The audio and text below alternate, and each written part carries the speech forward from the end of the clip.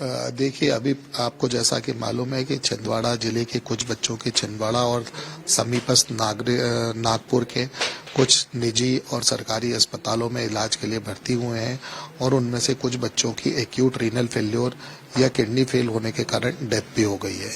Preliminary जो अभी cause सामने आया है, कुछ बच्चों की रीनल बायोप्सी भी हुई है और उससे ऐसा प्रतीत होता है कि किसी न किसी टॉक्सिसिटी के कारण उनकी किडनी ने काम करना बंद किया और उसके कारण उनकी डेथ हो गई। तो अभी ये केमिकल किस तरह से उनके शरीर में पहुंचे, क्या किसी पर्टिकुलर मेडिसिन के कारण, जैसा कि ये कहा जा रहा है कि किसी कफ सिरप के कारण पहुंचे या कोई अन्य मेडिसिन के कारण पहुंचे या किसी खाने पीने की चीज में पहुंचे, या जैसा कि आप जानते हैं कि ग्रामीण इलाके के बच्चे हैं, ऐसा तो नहीं किसी पेस्टिसाइड या इंसेक्टिसाइड का कोई एडल्ट्रेशन हो गया हो या खाने में किसी तरह से चले गए हो। तो ये सारी की सारी चीजों के बारे में अस्पताल स्तर से लेकर राष्ट्रीय स्तर तक किया जा रहा है और निश्चित तौर पर जल्दी ही हमें इसके रिजल्ट मिल जाएंगे और हम इस पर कोई डेफिनेटिवली कह पाएंगे। सर, ये एक कोल्ड ड्रिप सिरप है और नेक्स्ट तो डीएस सिरप है, क्या इसमें वो जो टॉक्सिक रहता है क्या? देखिए, आमतौर पर जैसे ये आप बता रहे हैं, ये केमिकल्स जो कि पेपर्स में अभी प्रचारित और प्रसारित हो रहे हैं, ये यूजुअली उस कप सिरप का हिस्सा नहीं रहता है और ये इंडस्ट्रियल सॉल्वेंट की तरह यूज होता है। अगर ये इसमें पाए गए हैं तो ये एडल्ट्रेशन की शंका काफी ज्यादा बलवती हो जाती है। केमिकल भी इन सिरप में है क्या? वो ज्यादा मात्रा में? देखिए, ज्यादा मात्रा में तो कोई भी ड्रग टॉक्सिक हो सकती है, पर वह जैसा कि मैंने अभी बताया कि अगर ये सब चीजें नॉर्मल डोज में दी गई हैं, नॉर्मल ड्रग्स हैं, तो टॉक्सिसिटी का होना थोड़ा सा अनयूजुअल है, क्योंकि जितने भी ड्रग्स होते हैं वो बहुत सारे ट्रायल्स के बाद उनको परमिशन दी जाती है। ये आशंका जरूर हो सकती है कि उसमें कोई ऐसा केमिकल, कोई ऐसा मटेरियल मिल गया हो जिसके कारण से टॉक्सिसिटी हुई हो।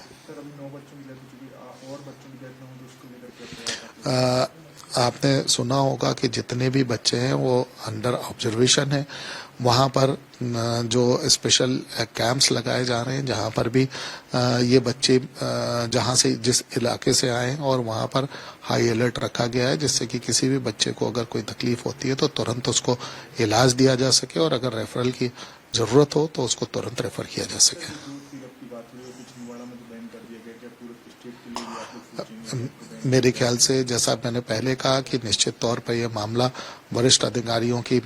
मॉनिटरिंग में होगा और जैसा भी वो उचित समझेंगे, जो हमारे एडमिनिस्ट्रेटिव ऑफिसर्स भी हैं, साथ में टेक्निकल एक्सपर्ट्स भी हैं, वो लोग मिलकर अगर ऐसा लगता है तो निश्चित तौर पर कोई ना कोई निर्णय जरूर लेंगे। सर, ये बच्चे हैं वो नॉर्मल बीमारी के तौर पर भर्ती कराए गए और फिर उनके साथ इस तरीके से उनकी डेथ हो रही है, तो पेरेंट्स को आप क्या सलाह देंगे कि इस तरीके से लक्षण उनके आते हैं तो उन्हें ज्यादा गंभीर तौर पर लिया जाए और अस्पताल में? देखिए, मैं हमेशा से ये कहता रहा हूँ कि जो सेल्फ मेडिकेशन होता है वो नुकसानदेह सिद्ध हो सकता है। अगर आपको कोई भी तकलीफ होती है, छोटा सामान्य अगर खांसी बुखार भी होती है, आजकल सरकार ने पेरिफेरल एरिया तक अपने सेंटर्स खोले हैं, चाहे वो हेल्थ एंड वेलनेस सेंटर्स हों, पीएचसीज हों, सीएचसीज हों, जहां पर चिकित्सक या पैरामेडिक्स अवेलेबल हैं। इसके साथ में अगर आप देखें तो काफी संख्या में अब प्राइवेट डॉक्टर्स भी उपलब्ध हैं। अगर किसी को भी किसी भी तरह की दिक्कत होती है, तुरंत अपने नजदीकी स्वास्थ्य केंद्र या चिकित्सक से संपर्क करें और चिकित्सक की सलाह के अनुसार ही मेडिसिन लें। उसका जो डोज डॉक्टर ने बताया है उसी डोज में लें, और साथ ही जो हमारे केमिस्ट बंधु हैं उनसे भी मैं कहना चाहूंगा कि शेड्यूल एच ड्रग्स को बिना प्रिस्क्रिप्शन के बिल्कुल भी न भेजें। सर, जो 2 सिरप की बात हो रही, तो क्या उसके कारण हो सकता है बच्चों की?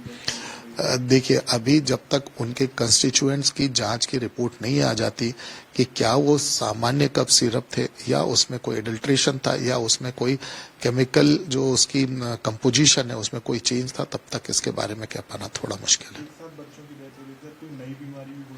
बिल्कुल एकदम क्वाइट पॉसिबल है कि ऐसा कोई वायरल डिजीज या बैक्टीरियल डिजीज या फंगल डिजीज या कोई इवन प्रोटोजोअल डिजीज ऐसी हो सकती है, उसकी आशंका से भी इनकार नहीं किया जा सकता।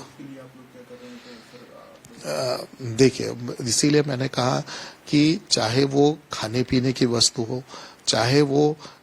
कोई और ऐसी चीज जैसे मेडिसिन हो, उन सब के सैंपल लेके उनका केमिकल एनालिसिस किया जा रहा है, उनका बायोलॉजिकल एनालिसिस किया जा रहा है कि ऐसा तो नहीं कि कोई और बायोलॉजिकल टॉक्सिन है जिसके कारण से ये बीमारी हुई हो। तो जो भी है उसका एक इंट्रिंसिक वो किया जा रहा है एनालिसिस, और उसके बाद ही कोई चीज सामने आएगी। अगर आप ये वीडियो YouTube पर देख रहे हैं तो हमारे चैनल को सब्सक्राइब कर बेल आइकन दबाएं, और Facebook पर देख रहे हैं तो हमारे पेज को लाइक करें।